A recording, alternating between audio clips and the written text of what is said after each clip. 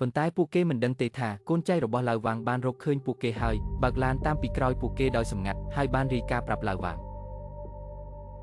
ក្នុងពេលជាមួយគ្នានេះដែរដោយសារតែករណីចាប់ជំរិតដែលរៀបចំដោយឡាវលីខ្លួនឯងទីបំផុតគាត់បានយកឈ្នះចិត្តប្រពន្ធរបស់គាត់មកវិញហើយគាត់ថែមទាំងបានយកផ្ទះទៅបញ្ចាំដើម្បីខ្ចីប្រាក់រួចប្រាប់ប្រពន្ធថាគាត់នឹងលួសសៀវជុំវិញទោះជាត្រូវចំណាយអ្វីក៏ដោយប៉ុន្តែយោងទៅតាមផែនការពេលនេះឈិនវ័យគួរតែតាក់ទងមកគាត់ហើយរួចបញ្ជូនសៀវជុំវិញប៉ុន្តែរងចាំយ៉ាងយូរគ្មានទូរស័ព្ទសំបីតែមួយគ្រឿងឡាវលីក៏ដឹងថាការចាប់ជំរិតអាចជាការពិតក៏ប្រញាប់ប្រញាល់ចេញទៅក្រៅដើម្បីតាក់ទងឈិនវ័យតាមទូរស័ព្ទសាធារណៈចំណែកឯនៅប៉ុស្តិ៍ប៉ូលីសសំខាន់ទៀតមិត្តរួមការងារបានប្រាប់ឈឹងស៊ីវថាថ្ងៃនេះមានគេមកប្តឹងខ្លាំងៗថាបាត់កូនលុះពិនិត្យមើលកំណត់ត្រាស្រាប់តែជាគ្រួសាររបស់លីវស៊ុយហ្វាងនេះធ្វើឲ្យឈឹងស៊ីវមានការសង្ស័យយ៉ាងខ្លាំងដូច្នេះហើយគាត់បានទៅមន្ទីរពេទ្យវិកលចរិតមុនគេដើម្បីសួរនាំអំពីស្ថានភាពរបស់លីវិនប៉ុន្តែគីលានុបដ្ឋាយិកានិយាយថាគាត់ត្រូវបានឡាវលីជូនទៅតាំងពីម្សិលមិញម្លេះហើយក្មេងស្រីម្នាក់នេះតែងតែនិយាយថានាងមិនមែនជាកូនស្រីរបស់គ្រួសារនេះទេហើយស្ទើរតែអនុញ្ញាតឲ្យឈិនវ័យមកទទួលនាងចេញពីមន្ទីរពេទ្យទៅហើយឈឹងស៊ីវមានការភ្ញាក់ផ្អើលយ៉ាងខ្លាំងនៅពេលលើបែបនេះប៉ុន្តែវាក៏ធ្វើឲ្យគាត់ជឿជាក់យ៉ាងមុតមមថាគ្រួសាររបស់លីវស៊ុយហ្វាងច្បាស់ជាមានការសម្ងាត់ដែលមិនអាចប្រាប់បា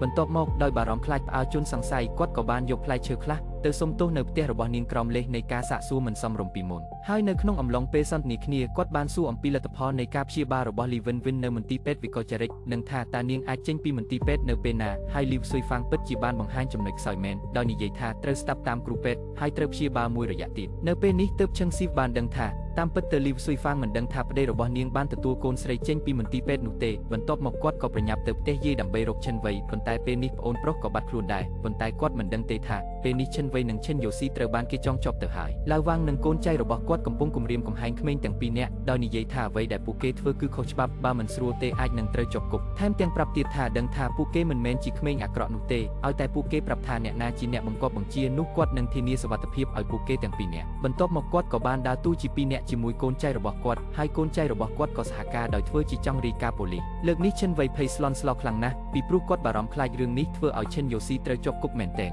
នេះក៏បញ្ជាក់ឲ្យឃើញថាពួកគេនៅក្មេងខ្ចីពេកហើយគោលបំណងរបស់ឡាវវ៉ាងដែលធ្វើរឿងទាំងអស់នេះគឺដើម្បីតាក់ទាញឡាវលីឲ្យចេញមុខមករួចសងសឹកដោយផ្ទាល់ដៃប៉ុន្តែបន្ទាប់ពីឈិនវ័យបានចង្អុលមុខឡាវលីនៅចំពោះមុខកាមេរ៉ារួចរាល់មួយសន្ទុះក្រោយមកឡាវវ៉ាងក៏ក្រឡាស់សម្ដីភ្លាមដោយចង់ពួកគេយ៉ាងណែនហើយយកទៅឃុំនៅក្នុងបន្ទប់ដាក់អីវ៉ាន់បន្ទាប់មកឡាវវ៉ាងបានប្រាប់កូនចៅរបស់គាត់ឲ្យរត់គេចខ្លួនទៅខ្វាងជើមុនដោយគាត់ចង់នាំលីវស៊ុយហ្វាងនិងស៊ីវជូទៅជាមួយដែរចាំស្ងប់ស្ងាត់បន្តិចចាំជួបគ្នាវិញបន្ទាប់មកគាត់បានត្រៀមខ្លួនដើម្បីដោះស្រាយជាមួយឡាវលីឲ្យចប់សពគ្រប់មិនយូរប៉ុន្មានលីវស៊ុយហ្វាងក៏ទទួលបានទូរស័ព្ទពីក្រុមជំរិតទាវប្រាក់ដោយប្រាប់ឲ្យឡាវលីទៅលួសកូនប្រុសតែម្នាក់ឯងនៅពេលនេះគាត់មិនបានដឹងថាខ្លួនឯងបានធ្លាក់ចូលទៅក្នុងអន្ទាក់នោះទេជាលទ្ធផលគ្រាន់តែទៅដល់រោងចក្រដែលគេបោះបង់ចោលភ្លាមគាត់ក៏ត្រូវបានឡាវវ៉ាងលួចវាយប្រហារពីក្រោយដោយដំបងរហូតដល់សន្លប់ពេលដែលគាត់ដឹងខ្លួនឡើងគាត់ត្រូវបានគេចងជាប់នឹងកៅអីឡាវវ៉ាងបានដាក់ម៉ាស៊ីនថតវីដេអូនៅចំពោះមុខគាត់ដែលនៅក្នុងនោះមានវីដេអូដែលឈិនវ័យចង្អុលបង្ហាញមុខគាត់ដោយប្រើការចោទប្រកាន់ពីបទរៀបចំការចាប់ជំរិតដើម្បីគំរាមកំហែងឡាវលីថាបើលីវស៊ុយហ្វាងដឹងនឹងទៅជាយ៉ាងណាហើយបើប្តឹងប៉ូលីសនឹងទៅជាយ៉ាងណាពេលនេះឡាវលីបានខ្លាចជាអ្នកទោសទាំងស្រុងទៅហើយគាត់មានការភ័យខ្លាចជាខ្លាំងក៏ប្រញាប់លុតជង្គង់ចុះសុំទោសមិនដាច់ពីមាត់ប៉ុន្តែឡាវវ៉ាងកាន់តែបានចិត្តថែមទាំងយកទំនាក់ទំនងរបស់ខ្លួននឹងលីវស៊ុយហ្វាងមកប្រមាថគាត់ទៀតផ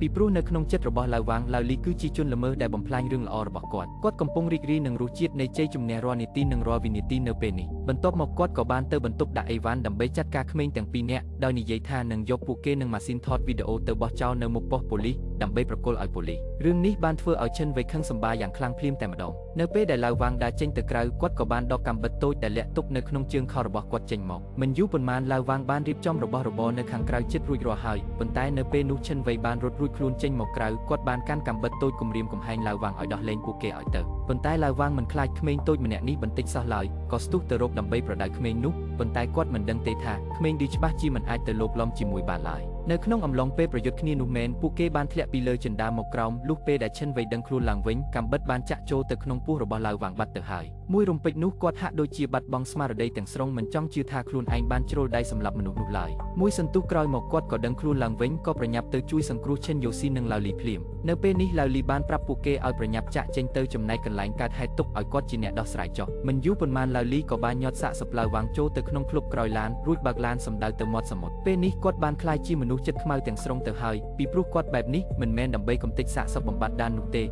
ឡាវវ៉ាងដែលនៅក្នុងក្លឹបក្រោយឡានពេលនេះប្រហែលជាមិនទាន់ស្លាប់ឡើយ ក្នុងពេលជាមួយគ្នានេះដែរនៅក្នុងអំឡុងពេលសួរចម្លើយនៅប៉ុស្តិ៍ប៉ូលីសក្នុងចំណោមវត្ថុតាងដែលដាក់នៅលើទៅស្រាប់តែមានម៉ាស់មុខស្វាមួយ5ឆ្នាំមុនខ្ញុំធ្លាប់ចូលមណ្ឌលឃុំខ្លួនម្ដងកាលនោះខ្ញុំនៅបន្ទប់ជាមួយឡាវវ៉ាងនៅខាងក្នុងនោះគាត់ធ្លាប់និយាយរឿងបែបនេះប្រាប់ខ្ញុំពេលដែលពួកយើងជេរគ្នាលេងកាលនោះគាត់បានធ្វើដំណើរឆ្លងកាត់តានលីងហើយគ្មានលុយក្នុងហោប៉ៅសោះក៏ចង់លួចរបស់របរខ្លះពេលរៀបនឹងធ្វើសកម្មភាពស្រាប់តែត្រូវភ័យខ្លាចដោយសារម៉ាស៊ីនបោកខោអាវរបស់ផ្ទះនោះ